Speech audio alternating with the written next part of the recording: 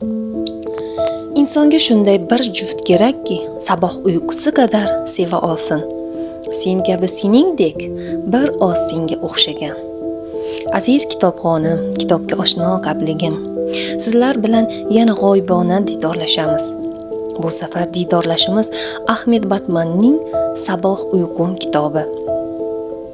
Turk adibi Ahmed Batman qalamiga mansub navbatdagi kitob qalbi yarimlarga, hayotdan bir parcha huzur izlaganlarga, hanuz ishqi ishonmaydiganlarga ruhiy malham bo'lib xizmat qiladi degan umiddamiz.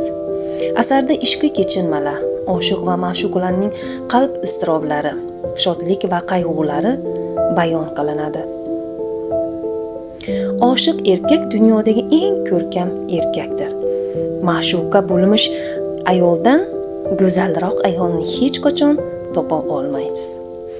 Hayot chindan sevishimiz mumkin bo'lgan insonni izlash bilan topish o'rtadagi jarayondir.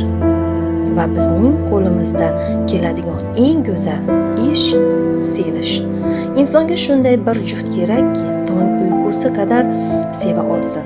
Bu hayotda chin sevgini izlar ekansiz, kitoblar sizni bedor qilishi va saboh uyqusi qadar sevishingiz mumkin bo'lgan insonni topishingizni tilayman.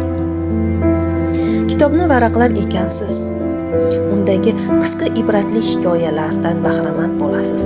Bunda sevilish, ayriliq va uchrashuvlar, tasodiflarni o'z ichiga olgan, sevgidan ayrildim deb tushkunlikka tushmaslik, oldi qadam tashlash qoidasini yaratish uchun kitob sahifalari malham bo'ladi. Bu kitob balki sizga ega bo'lgan narsalarni qadrlashni o'rgatadi. Hamma narsadan voz kechgan paytingizda hayotni takroran boshlashingizga vasila bo'ladi. Balki unutgan sevgingizni eslarsiz. Sizdan boshqalarni ham dardi borligini ko'rasiz. Balki bu kitob yordamida ishqni o'rganarsiz. Balki ishq yo'qdir sizni nazdingizda.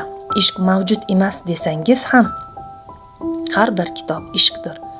Kitoblar bizga yaxshi ibtidolarni taqdim etar ekan, ayni paytda yangi ayriliqlarga ham tayyorlaydi. Bir ibtido bilan bir imtihon orasida qolgan satr bor bu yerda. O'sha satrlar sizsiz aslida. Balki bu kitobni siz yozgansiz.